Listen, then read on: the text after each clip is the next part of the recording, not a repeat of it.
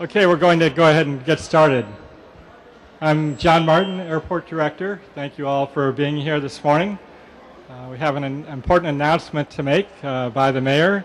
We're also going to hear from Lori Peters from United Airlines. The Mayor always encourages me to ensure that the airport operates like a successful business enterprise to serve the public interest. The new agreement that we have with the airlines ensures that we have the structure in place to continue that. The Mayor will now tell you more about that. Thank you, Mr. Mayor, for being here. Thanks, John, and thank you all for delaying your flight to be here. Appreciate the opportunity. Well, once, in this case, every 30 years, that you have the opportunity to come back. It will be now once every 10 or 11 years for the next mayor to have an opportunity to talk about some additional good news here at the San Francisco International Airport. Let me premise my remarks by making a number of comments. This airport continues to outperform almost every other airport in the United States of America. When I say almost any other, I mean that quite literally. Last year, 2009, we actually saw a modest increase in passenger volume. Only Baltimore saw an increase. All of the rest of the top 20 airlines in the industry actually saw a significant decrease in their passenger volume. A lot of this was because of the benefits, the good work, ongoing good work that United has done, but also the new competition here at the airport with Virgin and then following up with Southwest and JetBlue, in addition to a lot of the new international carriers that have come to this airport. It's important to note that those international announcements continue. This year we'll be announcing, and to the extent that I'm getting in the way of the announcements, we've got Air Berlin coming up, we've got Swiss International coming up, I think Pan Peru also later this year to continue more direct flights here through the international airport. In the last 5 years alone, remarkably, because of the stewardship of John Martin and his team, we've gone from about 53% of the regions, the Bay Area region's passenger volume, now to over, 68 or 63%, something remarkable. I think it's 63%. This is a remarkable achievement. We're building market share.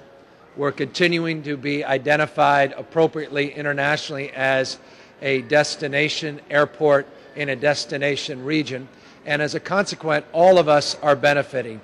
I have been out here so many times, and it's hard when I go back in the neighborhoods to communicate to folks why it was a big deal that we announced Swiss International coming into SFO. And they say, well, what's the big deal? That's great. Well, I'll just give you a stat that's so indelible in my head that I just can't get rid of it. So I have to share it. And that is, when we look particularly at Asian flights through SFO, if you have a direct flight to Asia, an international flight to SFO, that generates some $58 million in annual economic activity, $6.8 million of economic benefit in terms of tax revenue into the state of California and into our local economy. Hundreds and hundreds of jobs are created or supported because of that announcement. So when I mention Air Berlin and Swiss International to Zurich, Air Berlin, where to Dusseldorf, I guess, and land Peru, those are big announcements that we have to look forward to. And that means jobs, it means economic growth, economic development throughout the entire region. So that's really what we're celebrating here today with the ongoing success of the San Francisco International Airport. But what's the purpose of bringing you down here today besides the preamble of everything that I think is going right here from a security and safety perspective, a customer service and satisfaction perspective, and in terms of economic growth and development? And that is what you see behind me, these food courts. There is simply no airport in the United States of America on a per passenger basis that generates more revenue than San Francisco on their food and beverage.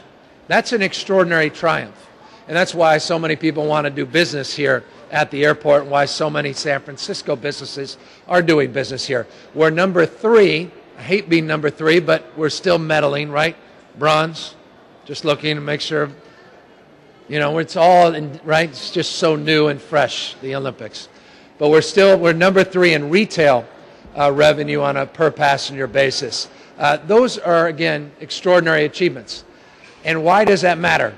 Long-winded way of getting to my point. It matters because it generates revenue not just to the airport, and not in terms of the local economy. It creates revenue directly to the city and county of San Francisco's general fund, but because we have something called the annual service payment. This came out of litigation in 1979 when the airports weren't pleased with this city of San Francisco and with the management. And they entered into a settlement in 1981 where we established a framework that we would contribute on an annual basis 15% of the concessions, food and beverage, parking, and other concessions to the city's general fund. Last year, it generated, what was it, $26.8 million. Over the course of the last 30 years, $449 million. You should write this down. 404, it's in the press release. You don't need to write it down. $449 million has come into the city's general fund to provide for recreation and parks programs, to provide for health programs, to provide services for homeless and seniors and the disabled. That's a big deal. This is a unique program in every respect. There are not many cities, there are no two cities that I know of that have a similar program. And what we're announcing today is that 30 years is almost up at the end of June 2011. And so we could have just rolled over. John could have said, that was a great 30-year run. Heck, I'm on top in almost every respect. It's time to go out. There's a new mayor coming in. God help us. Who knows what happens? Or God bless us. Good things will happen. Who knows what he was thinking. But instead, he said, you know what? Let's sit down with some leadership from United and others, and let's get ahead of this. Let's not react to it. Let's get ahead and let's negotiate a new settlement, this time without litigation, without fingers being pointed, without guns to the proverbial head. And the last 24 months, we are now here, the culmination of such, with this announcement that we have a 10-year agreement, which over the next 11 years, because we still have 1 year left of the old agreement, should generate another $330 million of revenue to the city and county of San Francisco. I would applaud, but maybe that would be self-serving. Thank you. I don't know, I just need an audience here. $330 million. In this economic climate, that's something to brag about, something to be excited about. Thank you. I appreciate it. I know you're tired. It was a long trip. And I know you're on your way home. Thank you.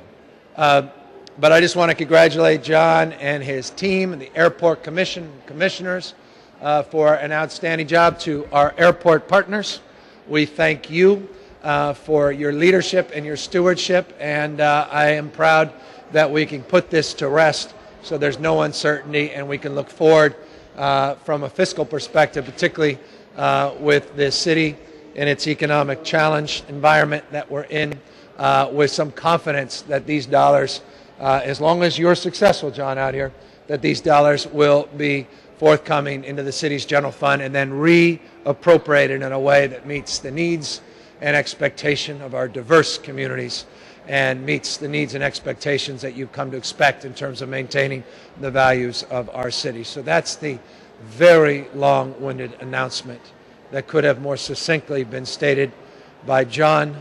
But with that, I'll ask John back up to the mic, and we'll pass this over to, what's your last name? Lord Peters. Well, why don't I just do that, of United Airlines, who is leading the charge and really helped make all of this happen. Thank you, Mayor.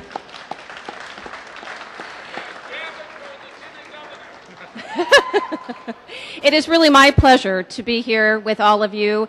As the mayor said, I'm Lori Peters. I'm with United Airlines, but I also represent all of the 39 carriers serving here in San Francisco International Airport. I need to acknowledge John Martin and his staff, as the mayor has, because we set out on this journey over 2 years ago. We set some very ambitious goals. The process wasn't easy. The negotiation at times was very difficult, but we do prefer a negotiated settlement over a litigated one, and we achieved that success. We have committed to the city of San Francisco, to the traveling public, a number of us for 10 years. That's quite quite an accomplishment given the state of the industry today to make that kind of a level of investment and that kind of commitment to city. We are very, very proud, and it just represents the good hard work that was done here on behalf of the staff as well as all the people downtown supporting our efforts. So with that, I just really want to thank everyone and be part of the celebration today. John?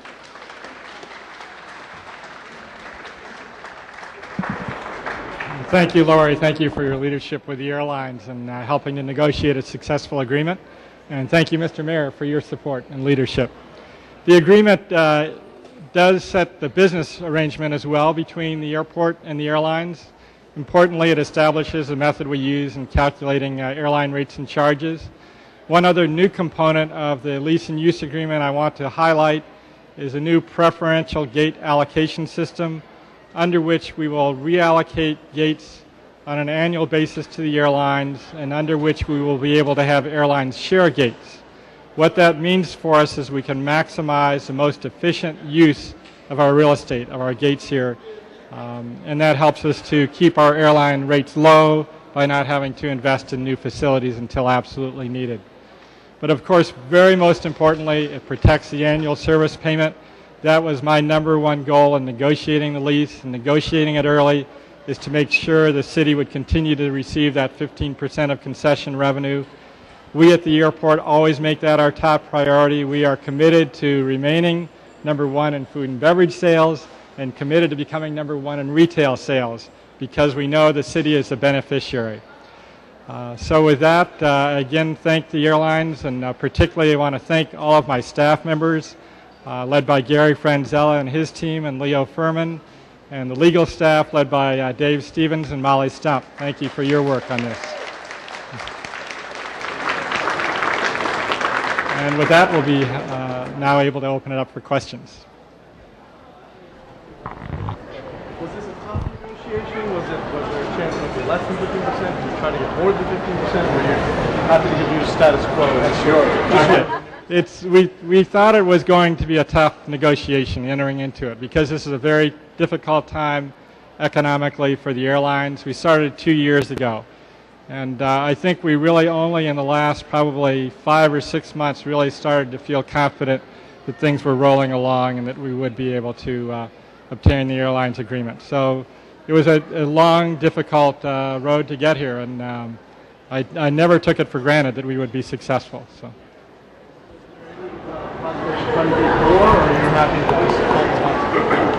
I think being able to hold on to the annual service payment is an outstanding achievement, and the city does very, very well under this agreement.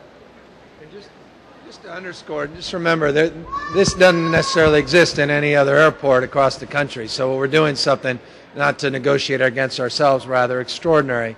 And this happened because of litigation, because of a settlement. I remember a couple of years back when I was first elected mayor, Mayor Willie Brown made a point, I kid you not, to remind me of this annual service payment, that it would need to be renegotiated during my tenure if I was successful in extending that term. Steve Cava in my office, our chief of staff, has had a series of meetings with John, but there's just no one better than John Martin in this industry, and I say that not at peril of patronizing, but objectively with tremendous confidence. And so from my perspective, I was not concerned about his ability to get us where we needed to go. But as was stated, this industry, we were just commenting, is looking 3 months ahead as potentially a lifetime away, not 10 years. And so this was an achievement under the economic circumstances in this industry. So actually the ASP last year is around 27 million. Yes. And is that compared to the last several years, is that high or low? What's up? Oh, good. Say that. The annual service payment is up a little bit over previous years. I think it's probably running 2 to 3% up over previous years. There has been some slowing down in passenger spending with the current economic conditions, but offsetting that is the growth in passenger traffic. So we expect to see good growth in the future. Yeah. And that's why it's 330. So, you'll start seeing that escalation over the next few years. depends on the revenue, how much the airport got, or is just a fixed number that every year is going to pay? No, I mean, it's we sell $1, you get 15 cents, sell $2, you get 30 cents. So it's all idea increasing volume, increasing transactions, increasing the margins so that business can reinvest because of those margins and continue to grow their business. Marketing programs, getting more airlines here, making San Francisco a destination for not just people traveling to and from, but for people who live in the neighborhood, which was always a vision. Not an easy one in this environment of hypersecurity, but nonetheless something that I think we should continue to look at. How optimistic that you'll get them all? We needed signed waivers from all the airlines that were party to the 1981 agreement. We have those in hand. 25 of the 39 airlines have also signed the lease, the new lease and use agreement. I would predict that over the next 6 months that probably every single airline will sign the lease and use agreement.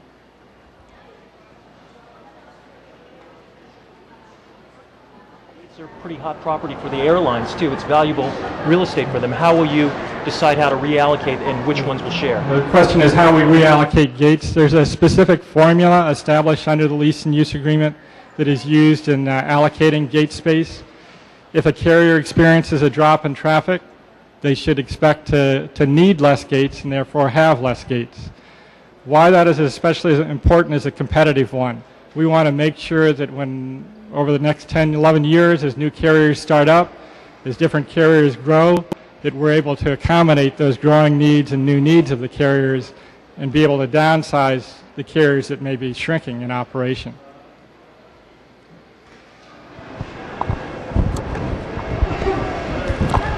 A lot of components of this. By the way, if you don't sign, you pay 25% more. I have every expectation everyone will sign. Yeah. Thank you all very much for coming out. Thank you, Mr. Mayor.